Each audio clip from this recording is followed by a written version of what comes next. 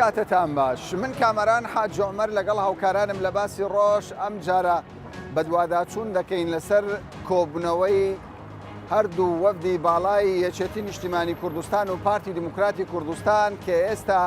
هەردوو وەفد لە کۆبوونەوەدان ئێمە هەوڵ دەدەین بزانین ناوەڕۆکی ئەو کۆبوونەوەیە و دەرەنجامی ئەو کۆبوونەوەیە چی دەبێت کە کاریگەری ڕاستە و خۆی لەسەر پێکهێنانی کابینەی داهاتووی حکوومەتی هەرێمی کوردستان و باشکردنی بژێوی ژیانی خەڵکی کوردستان هەیە لەگەڵمان.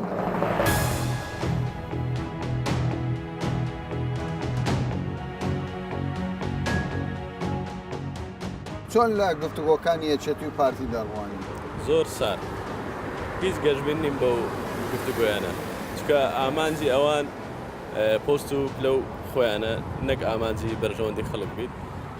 هەردوو تەڕەفیش چ لەگە بزوتنەوەی گۆڕان و یەکێتی نیشتیمانی کوردستان هەردووچیان دانەوێت پۆستەکانی خۆیان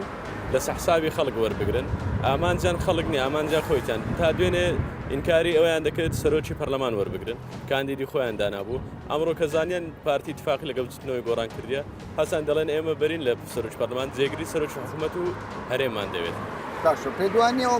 ینی حالەتێکی سروشتی بی لە گفتوگۆی حیزبەکان؟ نا سروشتی نییە،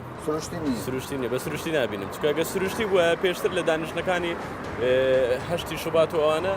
جێبەجێیان دەکرد و قسەیان لەسەر دەکرد چکە ئێستا گەیشتنە ڕێکەوتنێکی تەواو دەیانەوێتن بڵانسی خۆیان بە قووەتر بکەن لە پێناو بەرژەوەندی حەزبی بەرامبەریان. چێ سوودمەندە لەوەی کە ینی کۆسب دروستکات بۆ پێکهێنانی حکوومەت؟ ئەحزابەکان خۆیان لە پێناوەی زۆریان هەیە دەنجی خۆیان کەم کردیە دەیانێ بمجافە بکەن و بتوانن سەڵت خۆیان وەربگرنەوە لە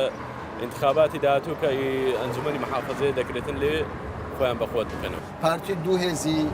مامەڵە لەگەڵ دوو هێزی سەرەکی دەکات یەکێکیان بستنەوەی گۆڕانەوەی تکەیان یەکێتی نیشتیمانی کوردستانە. پێ دوایە پارتی سەرکەوتوو بووە لە مامەڵەکردن لەگەڵ ئەو دوو هێزە؟ پارتی دەبێت مامەڵە لەگەڵ یەکگرتوو بکە لەگەڵ کۆمەڵ بکە لەگەڵ یەکێتی بکە لەگەڵ گۆڕان بکە لەگەڵ هەموو لایەنەکان بکات تەنها ئەم دوو لایەنە نابێت بنکە فراوان حکوومەتی بنکە فراوان و کوردینیمان فەشەلی. ئەمە ڕابردوو ڕاستە زۆرێک لەم هینە هەبوو کە فەشەلی هینا بەڵام ئەوەی کە ئێستا لایەنەکان تموحیان لەوەیە کە بەشدار بکەن لە حکوومەتە پێم وایە بەشداریکردنیان قازانجە بۆ کۆمەڵانی خەڵکی کوردستان و ئەو ئەزمونەی کە لە ڕابردوو هەبوو نابێت دووبارە بکرێتەوە جارێکی دیکە. پێشتر ڕێکەوتن هەبوو لە نێوان یەکێتی و پارتی دواتر پاشگەزبوونەوە لێکەوتۆتەوە. پێ دوایە ئەگەر ئەو جارە ڕێکەوتن هەبێ هەردوو لا پابەندی ڕێکەوتنەکە ئەبێ پابەند بن. ئەگە پابەند دەبن خەڵکی کوردستان زەرمەندی سەرەکی دەبن و خۆشیان زەرمەند دەبن. ئەبێ حسابی 4 ساڵی داهاتوش بکەن هەڵبژاردننی دیکە لە پێشە هەڵبژاردننی ئەنجومەنی پارێزگاکان لە پێشە ئەبێ حسابی ئەوە بکەن کە جێی متمانەی دەنگێرانی خۆیان بن. چێ بەرپرسە لە درێژبوونەوەی گفتوگۆکان؟ ئەگەر لە دەستپێک تەمەشا بکەین کە گەڕی گفتوگۆکان زۆر درێژەی کێشەکە چونکە بەسەر هەڵبژاردنەوەی 5 مانگ زیاترە حکوومەت پێک ناتەوە کارەوەی کە لایەنە سیاسیەکان بەتایبەت دوو لایەنی سیاسی کە تاکو ئێستا پێک نهاتنی حکوومەت بۆ ئەم دوو لایەنە دەگەڕێتەوە یەکێتی پارتی بوونە. ئەمە شۆکارم وەکو خۆم کە ڕۆژنامەنووسێکم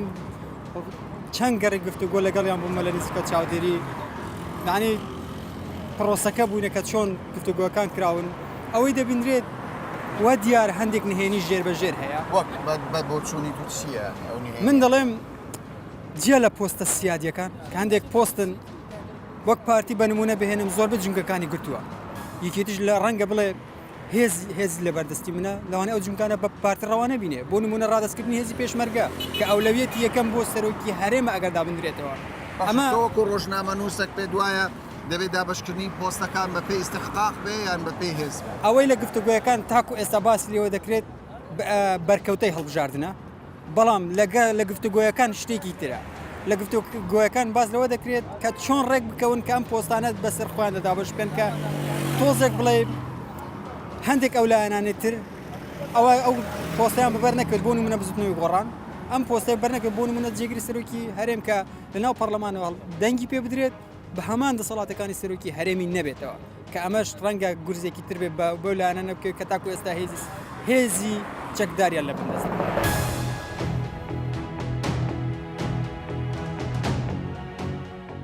وەک ڕۆژنامە نووسێک دۆخەکە چۆن دەبینی؟ هەموو کورد چاوی لەوێ زووتر ئەم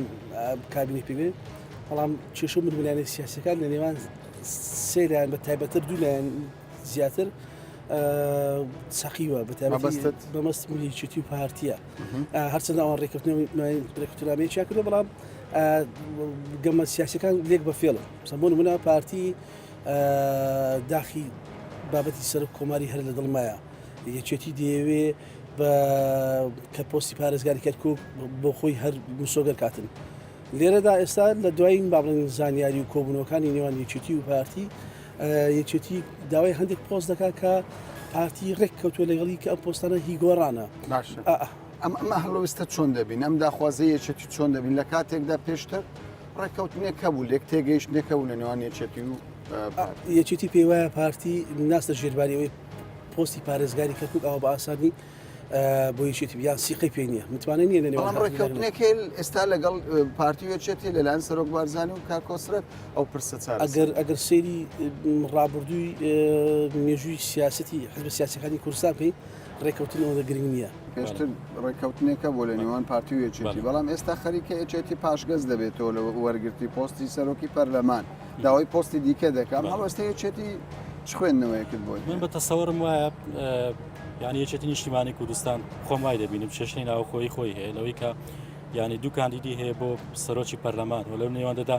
ناوێت کەسیان تووڕە بن من وایە بۆ دەچم چونکە لە ناو یەکێتی نیشتیمانی کوردستانیش کەسانێکی زۆر هەن خۆیان بە شایستە دەزانن پۆست دەرەگرن بۆ یەکێتی نیشتیمانی کوردستان ئێستا داواکەی دەگۆڕێت بۆ ئەوی بتوانێت لەلایەکی ترە کەسێکتر بۆ پۆستێک تردا بنێکات تاویزی ئەوە بکاتەوە کە کەس لە پەرلەمانی کوردستان بەتایبەت بێگەر تاالبانی و خاتو ڕێواز فایق تووڕەنەوە باش پێ دوای زوو حکوومەت تێک بێنرێت خۆی ئێستا هەر دواکەوتووە ینی متەسەوەڕەکەم دەکەوێتە دوای نەورۆزیش لەوانێ بڕوە بۆ مانجی 6 و مانجی 5 ئەو کاتە ئەگەر حکوومەت بتوانێت پێک بێن.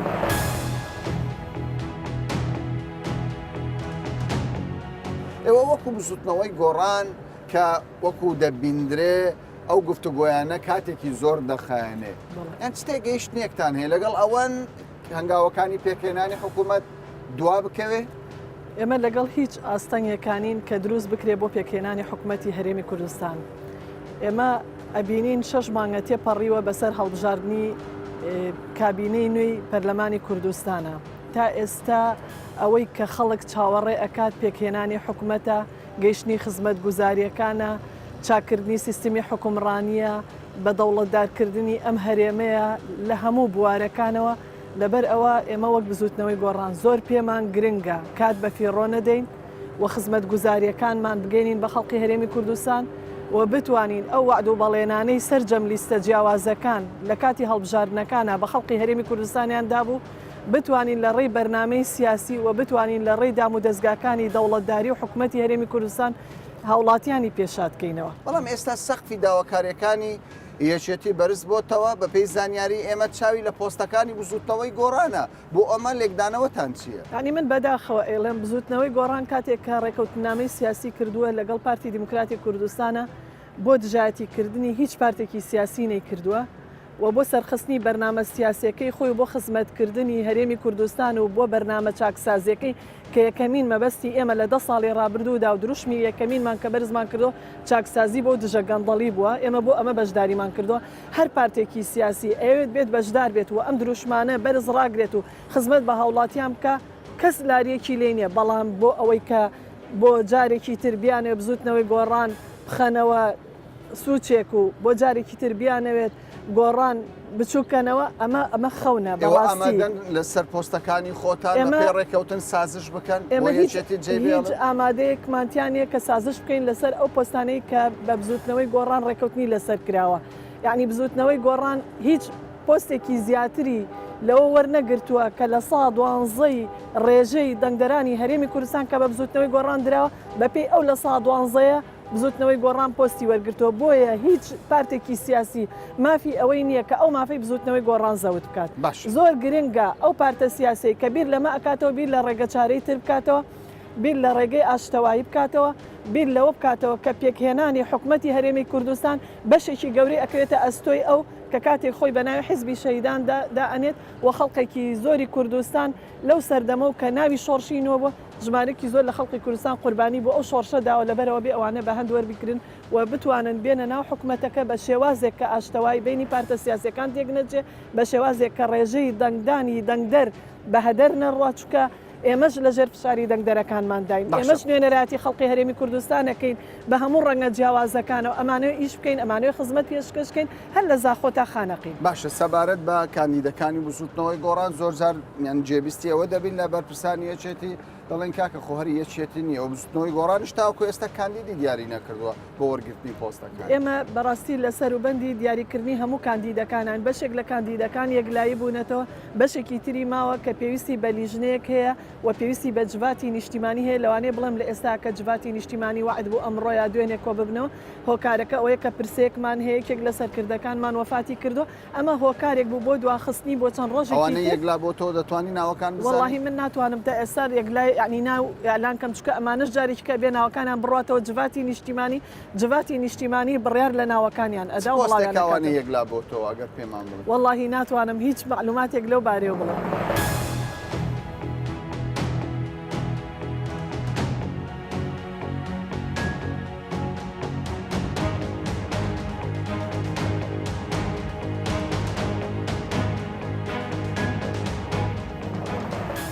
خوێندنەوە لەسەر کۆبوونەوەی ئەمڕۆ و دەرەنجامەکانی ئەو کۆبوونەوەی بە بڕای من نابێ قەدر لە کۆبوونەوەی ئەمڕۆ بکەین نە زۆر مەتحی بکەین لەوەی کە دەرەنجامی گەورەی هەبووە نەک لەوەی کە سفریکەینەوە لەوەی کە هیچ نەبووە ئەم کۆبوونەوەی لە بنەڕەتدا ینی بۆ گواستنەوەی تێڕوانینی یەکێتی نیشتیمانی کوردستان بووە بۆ بەردەم پارتی ئێمە سەبارەت بە پۆستەکان ئێمە لە سەرەتاوە کە لە گفتوگۆ بووینەوەکو یەکێتی لەگەڵ پارتی لە هیچ کۆبوونەوەیەک باسی پۆست و بەشی یەکێتی و ئایندەی یەکێتی لە ناو با بڵێن حکوومەتی هەرێمی کوردستان قسەی لەسەر نەکراوە ئەمڕۆ یەکەمین کۆبوونەوە بووە کە یەکێتی نیشتیمانی کوردستان بە فەرمی بە پارتی دیموکراتی کوردستانی وتووە ئێمە پێمان باشە لە فۆرمی تازەی حکوومەتی هەرێمی کوردستان ئەوە پێگە و ئەوە شوێن و ئەوە ڕێگای ئێمە بێت ئەو پۆستانەمان دەوێت ئەو پۆستانەمان دەوێت چونکە ئەوەی کە پێشتر کرابێت هەموو قسەیەکی زیادە بووە لەسەرەوەی یەکێتی پۆستی پەرلەمان وەردەگرێت و یەکێتی ڕێک ناکەوێت لەسەر ئەوەی کە چێ کاندیدی سەرۆکی پەرلەمانی بێت و زۆر ینی تەشیریش کرا لەوەی لێرە و لەوەیە کە یەکێتی با بڵێن بڕیاری نییە یەکێتی بڕیارێک دەدا و دواتر لێ پەشیمان دەبێتەوە ئەوە لێرەوە دەتوانین ینی ڕای بگەینین کەوانە ئەسڵ و ئەساسی نیە هەتا ئەم ساتە وەختە یەکێتی نیشتیمانی کوردستان هاتە سەر ئەوەی کە پۆستەکانی پێ بدرێت وەری بگرێت کاندیدی بۆ پۆستەکان سەبارەت بە پۆستەکان بە پێی زانیاریەکانی ئێمە بەشێک لەو پۆستانەی کێچێتی داوای لە پارتی کردووە ئەمڕۆ بەشێکی پۆستی بزوتنەوەی گۆڕانە ئەمە بۆچی کاک کامەران ئەو پۆستانە پۆستی بزنەوەی گۆڕان نییە ئەوەی پارتی ئاخە ناکرێت خۆ ڕێکەوتن لە نێوان هێزی یەکەم و دووەم لە هەموو دنیا لە ناو هەموو کای سیاسی کە هەڵبژاردن تاوا دەبێت سەرەتا ڕێکەوتن لە نێوان براوەی یەکەم و براوی دووەم دەکرێت ئەوەی کراوە پارتی هاتووە ڕێکەوتنێکی لەگەڵ لایەنی با بڵێن سێم کردووە کە براوی هەڵبژاردنە سێمین براوی هەڵبژاردنە خەلەلەکە دەتوانین بڵێن شکستەکە کەم و کوڕێکە لێرەوە دەست پێ دەکات چۆن پارتی ڕێبەخۆی دەدا ئەو هەڵە استراتیجیە ئەو هەڵا با بڵێن سیاسیە بکە یان گۆڕان چۆن قایل دەبێت بەوەی کە داخلی گفتوگویەک بێ بەبێ ئەوەی هێزی دووەم ئامادەجی هەبێت بۆیە ینی لە واقعدا ئەگەر بین ڕاوا یان تحلیلی ئەو ڕێکەوتنەی بزوتنەوەی گۆڕان و پارتی بکەین ئێمە وەکو یەکێتی پێشوازی لە دەکەین و هەر ڕێکەوتنێک لە نێوان هەر لایەنێکی سیاسی لە کوردستان بکرێ جێی دەستخۆشیە بەڵام دەبێ ئەو لایەنە خۆیان کە ڕێک دەکەون بزانن یعنی ڕەهەندەکان و مستەقبەلی ئەو ڕێکەوتنە چییە بۆیە ئێستا فەرمو تەماشا دەکەی ئەو ڕێکەوتنەی پارتی وێچێتی و هاتۆتە سەر ئەوەی کە جارێکی دیکە یعنی تەتەڵە بکرێت جارێکی دیکە تاوتێ بکرێت باشە بەڵام ئەوە نابێتە گرفت ڕێکەوتنی بستنەوەی گۆڕان و پارتی هەڵوەشێتەوە ئەم جاریان ڕێکەوتنێکی سێ قۆڵی بکرێت کە ئەمەش پێویستی بە کاتێکی زۆر دەبێت و بە ماندووبوون و ڕاوەی زیاتر دەبێت ئێمە وەکو یەکێتی ینی ڕاستەکەی ئەوە ڕێی خۆشمە یعنی دەمانەوە ڕاستگۆ بین لەگەڵ ملەتەکەمان لە ئێستاوە بە جوانی و بە پوختی بچینە ناو پرۆسە پێکەنانی حکوومەت باشترە لەوەی بە شێوازێک بچین لە دواتر لە مستەقبل ئەم ڕێکەوتنا ئەم پرۆسی سیاسیە ئەم حکومڕانیە لە هەرێمی کوردستان خەلەلی تێبکەی و شکست بێنێتن ئێمە دەمانەوێت ئەم جارە لەگەڵ پارتی ینی ڕاستگۆ بین و سەریح بین و پێ لەسەر مافەکانی یەکێتی دابگرین و داواش دەکەین یەکێتیش ینی کە لەسەر پێگە و پۆستەکانی خۆی پێدا دەگرێت پارتیەکانیش بە هەمان شێوە یعنی پێ لەسەر داواکاریەکانی خۆیان پێگە و پۆستەکانی خۆیان دابگرن یعنی ئێمە بمانەوە نەمانەوێت پرۆسەیە کراوە پرۆسی هەڵبژاردنە هەڵبژاردن یعنی دیموکراتیت دیموکراتیت یعنی دوای پرۆسی هەڵبژاردن قسەکردن و مناقەشەکردن لەسەر بەرئەنجامی هەڵبژاردنەکە خۆ ئێستا ئەمە یەکێتی زۆر جار لێرە و لەوێ تاوانبار دەکرێن کە یەکێتی داوای نیوەی پۆستەکان دەکا و داوای 50 دەکە ئەست و ئەساسی نییە بەڵام پێشتر لێک تێگەیشتنێک هەبوو لە نێوان یەکێتی و پارتی پێشەوەی کۆبنەوەی پەرلەمانی کوردستان دەست پێ بکە و دەستەی سەرۆکایەتی هەڵبژێردرێ لێک تێگەیشتنێک هەبوو ڕاستە ئیمزای لەسەر نەکرابوو بەڵام بە شێوەک لە شێوەکان پۆستی سەرۆکی پەرلەمان بۆ یەکێتی دانرا بوو ئێستا بۆ یەکێتی دەستبەرداری بووە لە کاتێکدا بێگەر تاالبانی و ڕێوەز فایقی شەرکاندیدی ئەو پۆستا ئێستا نە لە ناو ڕێککەوتنە سیاسەکە ئاماژە بۆ کراوەکە پۆستی سەرۆکی پەرلەمان بۆ یەکێتی بێت نە هیچ لێدوانێکی سەرکردایەتی و مەکتەبی سیاسی یەکێتی نییە لەبارەی ئەوەی کە پۆستی سەرۆکی پەرلەمان بۆ یەکێتی بێت و کاندیدەکەش ئەوە بێت بتەوێت نەتەوێت تۆ لە سیاستدا یعنی یاریکردن هەیە ناوەرات هەیە گفتوگۆ هەیە یعنی ئەوەی کە پارتی لەگەڵ گۆڕانکردی بەشێکە لەو ناوەراتە بەشێکە لەو یاریە کە بۆ نمونە یەکێتی نیشتیمانی کوردستان ناچار بکە بۆەوەی کە بە زۆر بیهێنێتە ناو پرۆسە پێکەنانی حکوومەت کە ئەگەر یەکێتی ئەم پرۆسی بەدڵیش نەبێت بەم شێوازە بۆیە ینی من باوەڕم وایە کە ینی دۆخی خەڵک و بێزاری خەڵک بێ تااقەتی خەڵک چیدی کە بەرگەی ئەوە ناگری ئێمە مناوەرات و یاری لەگەڵ یەکتر بکەین بەرگەی ئەوە دەگرێت کە ئێمە بڕاست دابنیشین و بە منتەقی قسە لەگەڵ یەکتر بکەین و چمان لە یەکتر دەوێت ئەمڕۆ کۆبوونەوەی گرنگ بوو لەو ڕۆ کە یەکێتی بە ئاشکرا بە سەراحەت دوور لە مزاهداتی سیاسی بە پارتی دەڵێ من ئەوانم دەوێت یەک دو سێ چار حەقمان نییە و پۆستانە ئی پارتیە ئی گۆڕانە ئی کۆمەڵە ئیچەیە ئی هەر لایەنێکی سیاسیە ئەمە بە مڵکی خەڵکو و بە مڵکی ملەتەکەمانی دەزانین ئەو پۆستانە چێ بڕیاریدا پۆستی جێگری سەرۆکی هەرێم جێگری سەرۆکیرم بۆ گۆڕان بێت یان چێ بڕیاریدا گۆڕان هێزی دووەمە لە هەرێمی کوردستان کە جێگری سەرۆکی هەرێم بۆ ئەو بێت من لە تۆ دەپرسم نەخێت چێ بڕیاریدا فلان وەزارەت بۆ گۆڕان بێت یان بۆ پارتی بێت یعنی یەکێتی هەندێک کەس باسدەوە دەکەن داواکاریەکانی یەکێتی بەقەد ئەو پشکەی نییە کە لە هەڵبژاردن دەستی کەوتووە زێدەتر باسدەوە دەکرێت یەکێتی بە شێوەک لە شێوەکە عقڵە دروست بکە بۆ نەخێت کەمترە ئەو پۆستانێک کە ئێستا یەکێتی وەری دەگرێت لە ئایندا حتا ئەگە جێگری سەرۆکی هەرێم وەربگرێت هەتا وەزیری داخلی وەربگرێت کۆمەڵک وەزارەت بەربگرێت کەمترە لە ئێستاقاقی خۆی تۆ دابنیشی وردەکاری ینی ئەوانەی ئێستا بزوتنەوەی گۆڕان وەریگرتووە زۆر زیاتر لە ئێستاقاقی خۆی خۆ خەڵکی کوردستان دەزانن من چەندین کادیری یەکێتی گۆڕان و ڕۆژنامە نووس تەلەفۆنی بۆ کردومە ئەرێ خێرە ئەو جارە گۆڕان بە 12 کورسی ئەو هەموو پۆستی پێدرای لەلایەن پارتیەوە یعنی ئەمە کڕینی بزوتنەوەی گۆڕان نیە من ناوەکو کارکتەرێکی سیاسی ناڵێم ئەمە کڕینە ناڵێم ئەمە چێ ئەمە ڕێککەوتنە بۆ خۆیان کردویانە بەڵام گرنگ ئەوە بوو بزوتنەوەی گۆڕان لەگەڵ پارتی دیموکراتی کوردستان دۆخی یەکێتی هەم لە ڕووی ئێستاقاقی انتخابی هەم لە واقعە عسکەریە واقع ئەمنیە واقع سیاسێکە لە هەرێمی کوردستان هەیە بەداخەوە کە لە ساڵانی ڕابردوو دروست بووە لە بەرچاو بگرن بەوەی کە ناکرێت یەکێتی نیشتیمانی کوردستان پەراوێز بکرێت.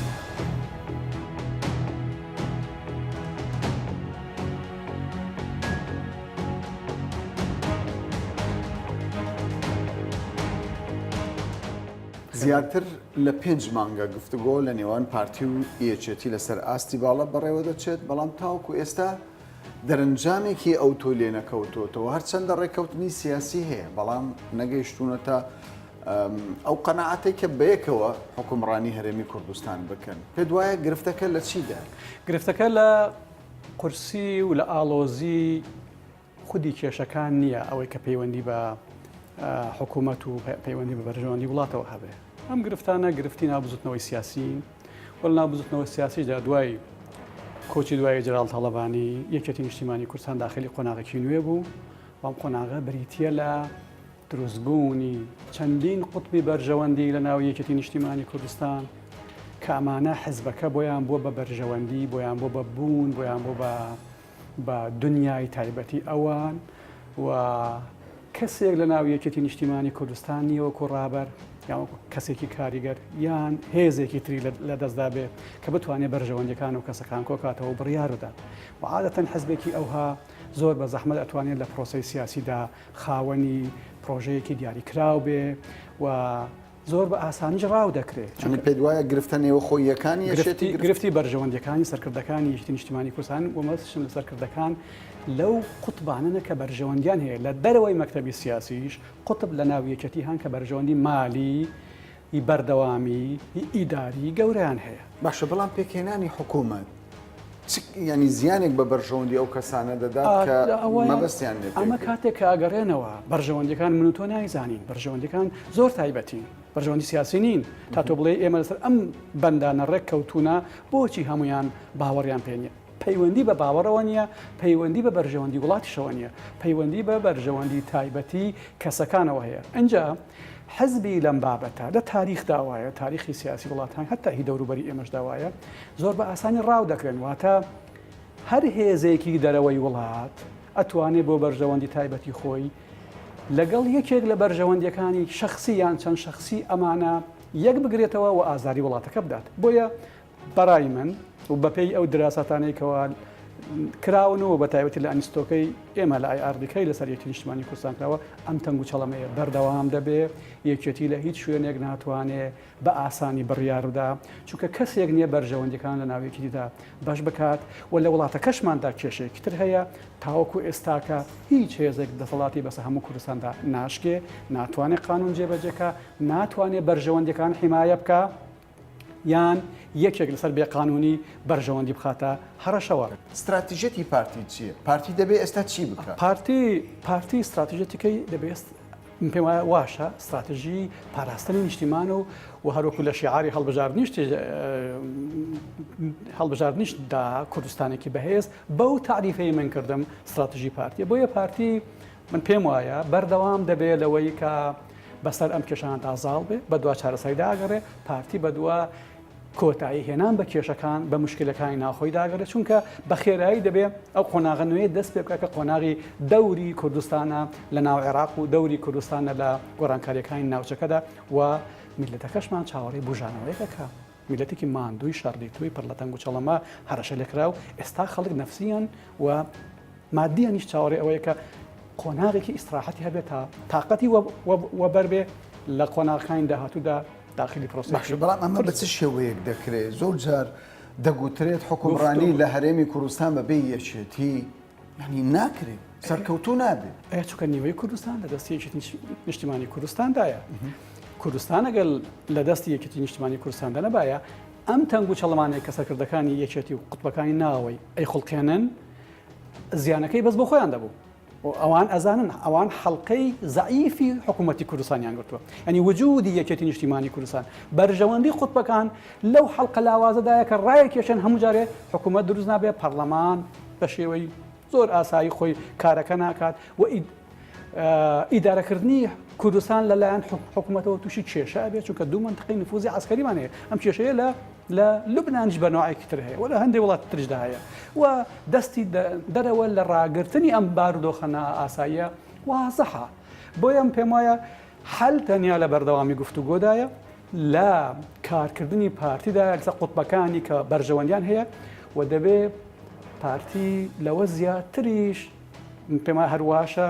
بەهێز بێ لە ئیستیقرار پێکردنی بەرژەوەندەکان و لە بەرژەوەندەکانی ئەم قوتبانە بە تایبەتی و لە ڕۆیشتن بەرەوە ئەو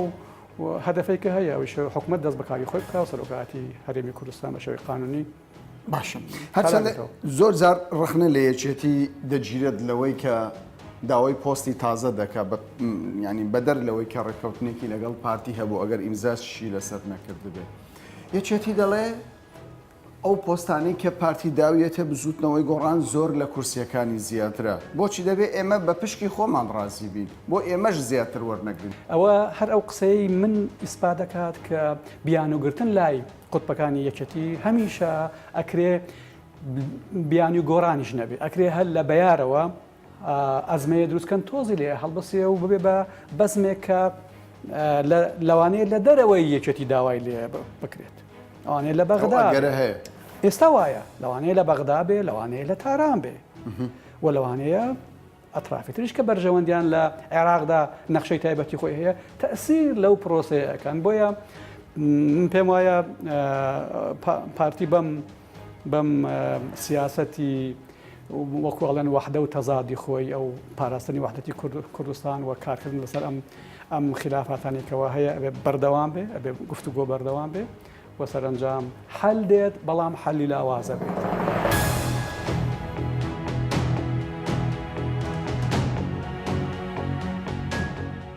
پاش چەندین گەڕی گفتوگۆی نێوان یەکێتی و پارتی و تێپەڕبوونی زیاتر لە 5 مانگ